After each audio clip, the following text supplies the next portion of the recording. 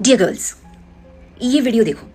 ये जो लेडी हैं ये इस मछली को काटती हैं पहले, और ये मछली जिंदा है तो उसको जिंदा ही कट्स लगाती है उसकी बॉडी पे। उसके बाद इसके ऊपर नमक डालती है बहुत सारा, और फिर जिंदा ही इसे तवे के ऊपर छोड़ देती है फ्राई करने के लिए।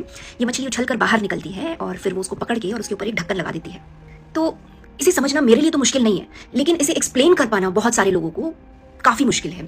क्योंकि क्या होता है ना कि जब हम किसी दूसरे प्राणी के साथ बर्बरता करते हैं, जब हम किसी को अपने जैसा नहीं समझते, तब हम उसकी पीड़ा, उसकी पेन, उसकी फीलिंग्स, उसके रिस्पेक्ट हर चीज से खुद को डिटैच कर लेते हैं। तो मछली को दर्द हो रहा है, ये चीज हम तक पहुंच ही नहीं रही है, वो सामने छटपटा रही है, लेकिन फिर भी नहीं समझ में आ रहा।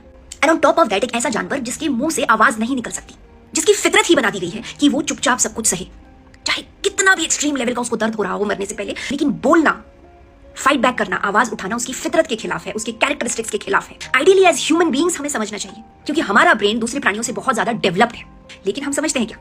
इनफैक्ट ह्यूमंस की किताबों में तो ये पाप भी नहीं है।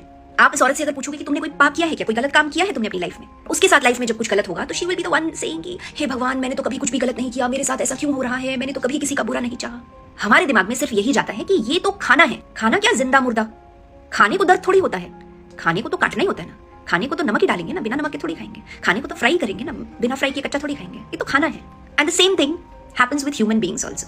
जब आप किसी को अपने बराबर का नहीं समझते हो, हमेशा नीचे, अपने से नीचे, ये तो हमारी सेवा करने के लिए बनी है, ये हमारे इस्तेमाल के लिए बनी है, ये तो पैदा ही किया गया है हमारे बच्चे पैदा करने के लिए, हमें भोग लगाने के लिए, हमारी जरूरतें पूरी करने के लिए। हमारे बराबर थोड़ी है, बराबर की इंसान। And that is why the concept of equal rights, equal opportunities is so alien for a lot of people, because they think यार तेरे को इक्वल राइट्स चाहिए, मछली को इक्वल राइट्स चाहिए। वाह वाह, तू तो हमारे खाने के लिए बनी है ना, तू इक्वल राइट्स की बात कहां से?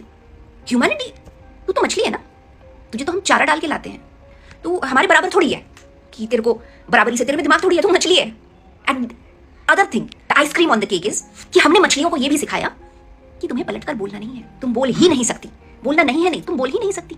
बोलना तुम्हारे बेसिक अधिकारों में ही नहीं आता, कैरेक्टरिस्टिक्स ही नहीं है, फीचर ही नहीं है तुम्हें ये तुम सोच समझ सको, जान सको, पढ़ सको, काउंटर कर सको, आर्ग्यू, तुम्हारे पास वो दिमाग ही नहीं है, ऊपर वाले ने नहीं दिया है। फाइट बैक कैसे करोगी तुम? और तुम मछली हो, तुम मेरे से लड़ सकती हो क्या?